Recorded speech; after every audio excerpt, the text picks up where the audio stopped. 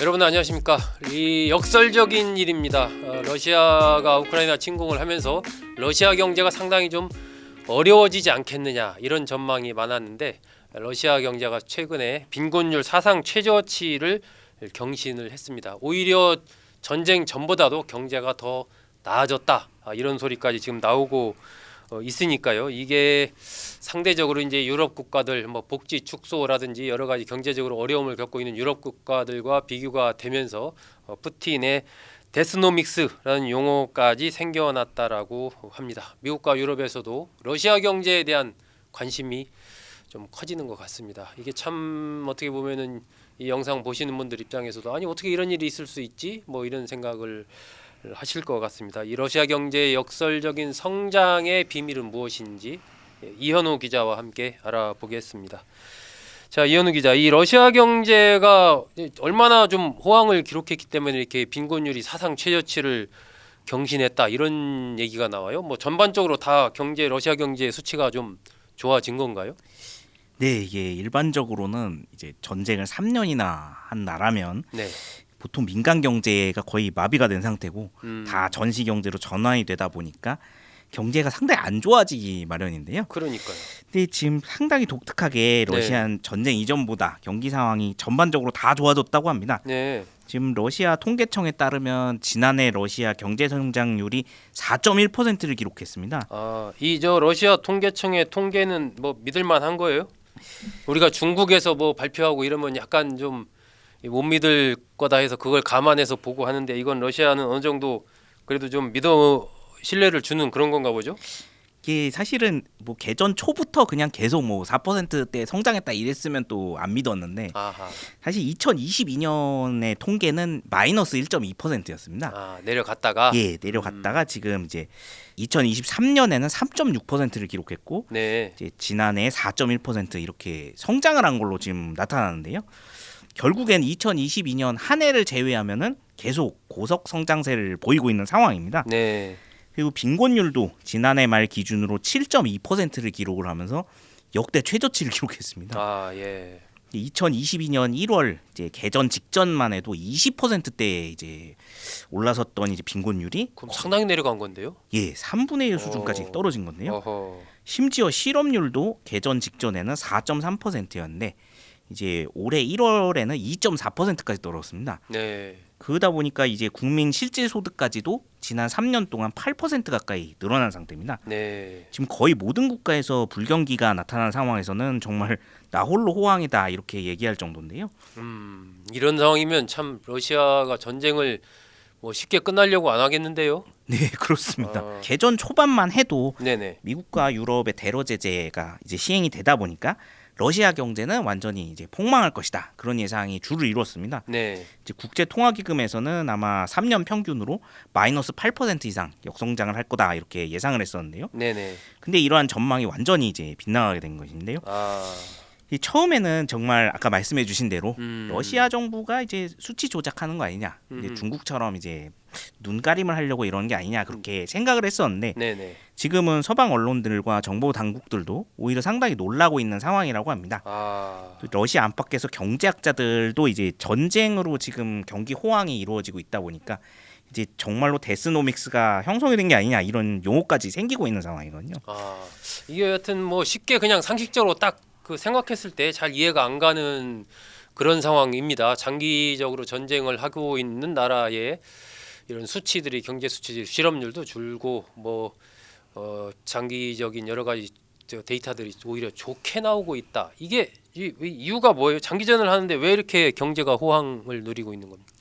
네, 이게 아무래도 이제 서방 국가들 경제학자들 모두 상당히 이제 이 부분을 놓고서 고민들을 했는데 네. 지금까지 분석에 따르면은 이거는 사실은 러시아 경제의 특수성 때문이 아니냐는 지금 분석이 아. 나오고 있습니다. 어떤 특수성을 얘기하는 거죠? 사실은 러시아가 이제 이미지상으로는 이제 제조 국가 아니면은 이제 산업 수출을 하는 그런 국가로 알려져 있지만 네. 실제로는 소련 시대부터 대부분의 산업이 석유 및 정유 산업을 기반으로 하고 있는 사실상 산유국 경제입니다.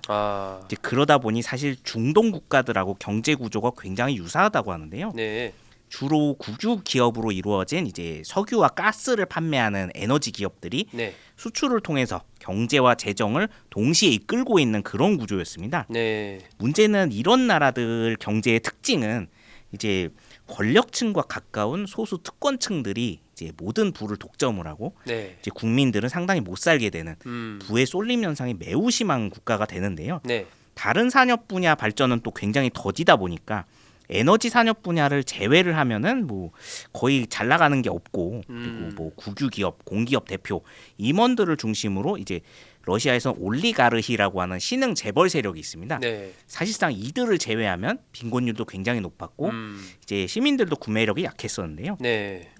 이런 상황에서 역설적이게도 이제 전쟁이 장기화가 되고 전시 경제로 전환이 되니까 부의 분배가 이루어졌다는 겁니다. 아, 여러 가지 이제 전시 관련된 물자라든지 이런 것들을 생산할 필요가 생기면서 많은 어떤 제조업 기반들이 오히려 강화가 되는 쪽으로 나타났군요. 네, 그렇습니다.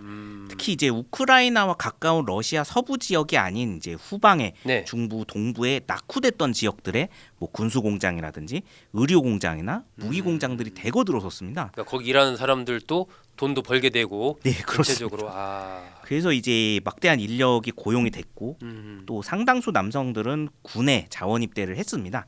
그래서 이제 입대한 남성들에게도 또 정부에서 300만 루블, 약 네. 5,200만 원씩 줬다고 하는데요. 이게 러시아 평균 임금의 거의 3년치에 해당한 돈을 한 번에 줬다고 합니다. 네. 거기다 이제 주택도 무상으로 주면서 이제 부의 분배가 상당히 많이 이루어져 가지고 결국에는 빈곤율과 실업률이 동시에 내려가게 됐습니다. 네. 그리고 또 우크라이나 전쟁에 이어서 이스라엘 하마스 전쟁까지 연달아 일어나면서 코로나19 기간 이후에 20달러 선까지 폭락했던 국제 유가도 이제 지금 70달러 선까지 올라섰는데요. 네. 결국에는 전쟁이 유가를 끌어올려줬고 그리고 전시 경제 정책으로 부의 분배가 이루어지면서 경제가 갑자기 선순환이 된 게 아니냐 이런 분석이 나오고 있습니다. 아, 이게 뭐 같은 뭐 선상에 놓고 비교하기는 좀 그렇지만 과거에 루즈벨트 대통령이 뉴딜 정책 시행했던 것처럼 효과적으로 본다면은 러시아도 이 전쟁을 통해서 정부의 어떤 예산이나 돈이 민간으로 많이 흘러들어가면서 오히려 그것이 민간 경제가 더 살아나는 이러한 쪽으로 효과가 나타났다라는 측면에서는 약간 정부가 무슨 사회 기반 시설 갖출 때 돈 푸는 거랑 비슷한 그런 효과가 나타났다고 볼 수도 있겠군요. 그렇습니다. 자, 이 러시아 데스노믹스에 대한 러시아 안팎의 평가는 어떻습니까? 네, 사실 지금 러시아 정부가 하고 있는 이런 전시 경제를 통한 성장을 두고서 네. 경제학에서는 군사적 케인스주의 효과라는 용어가 나왔습니다. 이게 결국에는 말씀해 주셨듯이 전쟁을 통해 공공 지출을 늘려서 전쟁에 참여한 빈곤층들의 소득을 한꺼번에 끌어올리는 아하. 그래서 소비를 촉진시키고 경기 선순환 체계를 만드는 경제 정책인데요. 네. 역사적으로 사실 이 정책을 썼던 대표적인 나라가 이제 나치 독일이 있습니다. 아.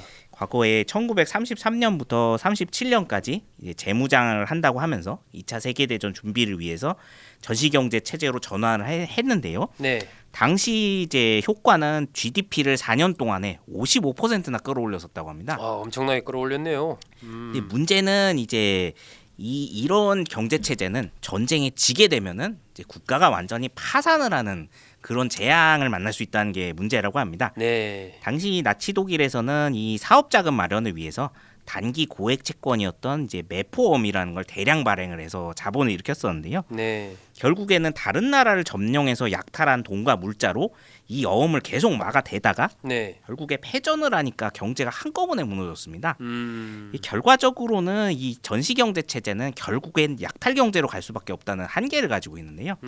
그래서 러시아 정부도 지금 사실 매년 군사 비용으로 어마어마한 적자를 보고 있는 상황이고 네. 그걸 지금 국채를 발행해서 막고 있는 상태이기 때문에 러시아 경제학자들은 꽤 걱정을 많이 하고 있다고 합니다.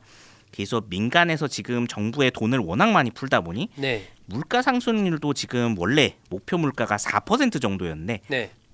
지금 기준금리를 개전 전보다 2배 이상 끌어올린 20%대까지 올렸음에도 네. 여전히 9%대로 올라갔다고 합니다. 결국에 빈곤율이 단기적으로 매우 내려갔지만 인플레이션이 너무 심하게 발생을 하다 보니까 네. 장기화가 될 경우엔 다시 빈곤율이 올라가지 않을까 이런 우려가 나오고 있습니다. 아, 그렇군요. 이게 일종의 반짝 효과다.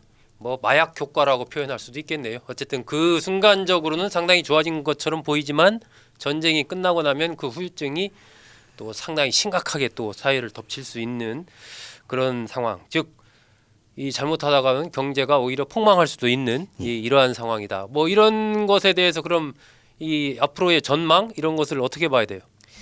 네, 지금 안 그래도 러시아 정부 내에서도 네.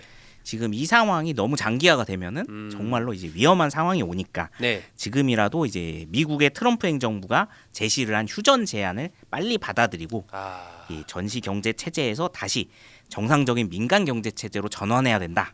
이런 목소리는 나오고 있다고 합니다. 네. 지금은 아무리 경기가 좋아 보여도 나중에는 이 후폭풍을 도저히 막을 수가 없다라는 거죠. 근데 지금 푸틴 정권 입장은 좀 다르다고 합니다. 네. 당장 이렇게 전쟁이 끝나게 되면은 지금까지 이제 러시아 정부의 이제 지출로 인해서 이렇게 끌어올려진 경기가 한꺼번에 내려앉으면서 네. 결국 실업률이 다시 치솟고 이제 전쟁에 참여했던 군인들도 실업자가 될 거기 때문에 그렇죠. 그럼 불안, 사회적인 불만 요소가 높아지는 거죠. 그러면은 그거를 과연 푸틴 정권이 감당할 수 있느냐 이게 또 다른 문제라고 합니다.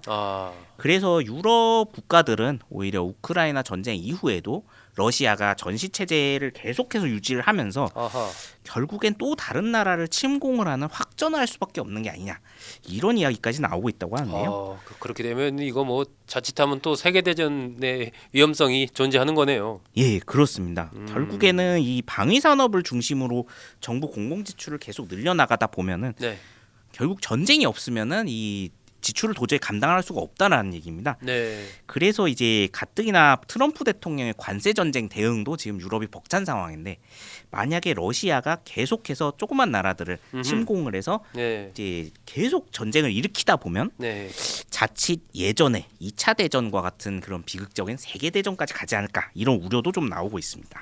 참 그 푸틴의 위험한 도박인데 어떤 자신의 정권을 유지하기 위해서는 계속해서 이 전시 경제 체제를 가져갈 수밖에 없는 그런 상황이고 그랬을 때 다른 나라 뭐 요즘에 폴란드라든지 기타 등등 이런 유럽의 그 만만한 나라들을 공격할 가능성이 있다. 정말 전망이긴 하지만 참 위험한 상황입니다. 과연 러시아의 경제 또 푸틴의 미래가 어떻게 펼쳐질지 그 부분도 좀 우리가 잘 지켜봐야 될 부분이고 아마 트럼프 대통령 입장에서는 좀 최대한 빨리 이 러시아 우크라이나 전쟁의 휴전 협상을 마무리 짓는 것이 좀 중요하지 않나 싶습니다. 지금까지 이현우 기자와 함께 알아봤습니다. 여러분 고맙습니다.